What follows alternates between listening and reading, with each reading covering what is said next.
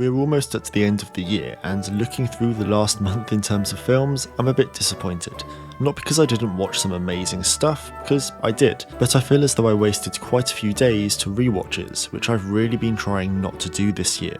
If we look past that though, it's been a great month. I've seen a few brand new films, a couple of older ones, and just some that I've been meaning to get around to for a long time. So without further ado, let's get into the movies.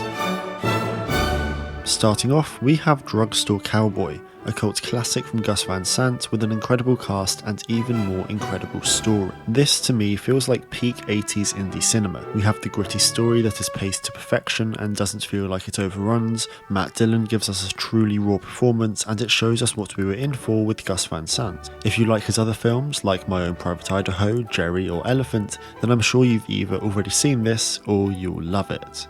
Something else I've been getting into recently is F1. Now this probably isn't the best time to get into it as the season has just finished, but now I'm able to catch up on all of the films and best old races, my favourite so far being Rush. Now before I say anything, the story of Niki Lauda and James Hunt is one for the ages, and I'm sure we'll see another film starring them at some point. We've already had a documentary, but this story just feels too good to only have one film, even though it's an incredible one. I mean, pretty much anything Ron Howard does is spectacular, but Rush is going to stay with me for a while. The rush he gets from it is unparalleled, and seeing these people come to life is something special. If you like anything to do with cars, this is a film for you. The only reason I watched Manhunter was because I just finished Succession and Brian Cox stars as Hannibal. Fuck off! I'm not saying that should have been the reason I watched it, as it is just a brilliant film, but I probably wouldn't have so soon if it weren't for Cox. As for the actual film though, the first 45 minutes to an hour or so weren't the most engaging. They did set up the film perfectly, but I reckon it could have been done a little quicker. After all that though, this was one of the most thrilling thrillers I've seen this year. Cox is an incredible iteration of Hannibal Lecter, and whilst personally he isn't to the level of Hopkins, he comes extremely close. Now if you love Silence of the Lambs or the Hannibal series, this will be an incredible watch. If not, then it's still a fun thriller if you have some free time. Anything starring Danny DeVito in a semi-serious role is going to be hard for me to get through, and I mean that in the best possible way, as I love his acting. But this really took me by surprise, although I'm not sure it should have, as it's directed by Francis Ford Coppola. The Rainmaker has a relatively simple story and feels like a lot of other 90s courtroom dramas, but it's the performances from Matt Damon, Claire Danes and Danny DeVito that make this a truly enjoyable watch that separates it from other 90s courtroom films. Although it is still one of those films where if you have seen another courtroom drama, you can just skip it. On the other hand, See How They Run is one of the best satires I've seen this year. It's a fresh take on the famous murder mystery genre with an excellent premise, even better cast, and satisfying conclusion. When it comes to these murder mystery films though, we've been spoilt over the past few years, famously with Knives Out, which set an incredibly high standard, but also stuff like The Nice Guys and Hateful Eight, but this contrasted the serious aspect with the perfect amount of comedy, much like Knives Out. Also, how can you not love a film with Sam Rockwell and Saoirse Ronan? I've tried to blind watch as many new films as possible this year, so I've rarely been watching trailers, unless I really couldn't resist the urge. Glass Onion for example. But I'm so glad I went into Triangle of Sadness blind. The story is engaging from the start and you want to know where it goes next with the characters. The casting was brilliantly done with Harris Dickinson and Charlie Dean, who complement each other greatly, and it's such a loss that we won't be seeing more from her in the future. I also loved seeing Woody Harrelson in a semi-dramatic role after all these years. I can't recommend this enough though, and if you do end up enjoying it, definitely check out The Square from the same director, Ruben Östlund.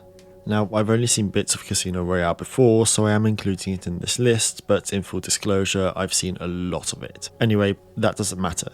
This was a great Bond film. Mads Mikkelsen was absolutely outstanding as a Bond villain and is easily on par with Javier Bardem in Skyfall, which is my favourite Bond movie. Now, I don't remember all of the controversy around Craig becoming Bond, but I can't really see why people ever complained. He's my favourite iteration of the character, and from the beginning, he seems to have given it his all. I won't say this is my favourite James Bond or even in my top 3 though.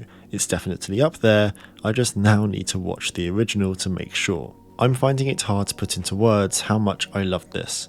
I've seen the original Knives Out 8 times, and I even watched it just before this, which may sound excessive, and I assure you it's not, but I was hesitant going into this.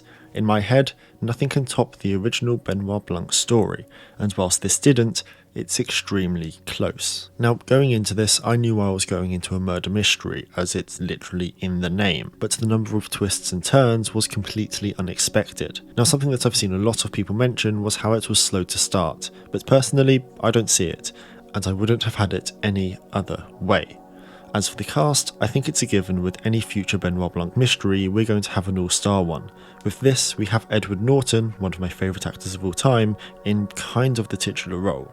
And I'm so glad his performance was up to my expectations. Daniel Craig was obviously exceptional, and I love to see him expanding after Bond, and as for everyone else, they were cast perfectly and fit their characters so incredibly well. I just wish we had more than one scene with Ethan Hawke. I'm going to keep it there though, just because I watched it in a limited run, but watch out for the end of next month when I'll have a video all about the cinematography. In the meantime, watch my Knives Out one from a few months ago. I really wasn't expecting to love this as much as I did. Now, I haven't seen many Powell and Pressburger films. I watched Black Narcissus a couple of months ago, but that didn't really take to me as much as this did, which means I now have yet another production company to add to my watch list. This was great though. The premise, whilst pretty simple, instantly pulls you in. Mark is an incredibly intriguing character who just seems to have everything wrong with him, and apart from the fact that he's a nice guy to one person and a photographer, there really isn't anything to like. But that's what makes him intriguing. As for the rest of the story, it doesn't really feel like it overruns, you never feel bored, and it really feels as though it's the 60s at its best. If you're looking for an older thriller, or even a thriller in general, I can't recommend this enough. Cha Cha Real Smooth was one of the last films I watched this month. In fact, I started writing this video before I saw it, but within the first 15 minutes, I knew it was going to be included on the list. It's insane to me that a 25-year-old made this film though. It has an incredible amount of emotional depth, an equal amount of humour, and is just quite a pleasant watch. The story is hard-hitting, but parallels those scenes with something a bit easier on the mind. For the budget, it had an incredible cast, and the score is composed by a Haim sister, so what's not to like? There's no doubt in my mind that Cooper Raiff is one of the most exciting new directors working today, and I can't wait to see what he does next. Cha cha real smooth. Let's go to work. And that's it for this month. There are a couple of honourable mentions that I wanted to include, Funny Pages and Die Hard 2, which whilst they are fun and enjoyable watches, just didn't make the list. Anyway, I hope you enjoyed this video. You know what, if you did have a recommendation for an analysis, leave it down below. Thanks so much for watching, and I'll see you next time. Bye.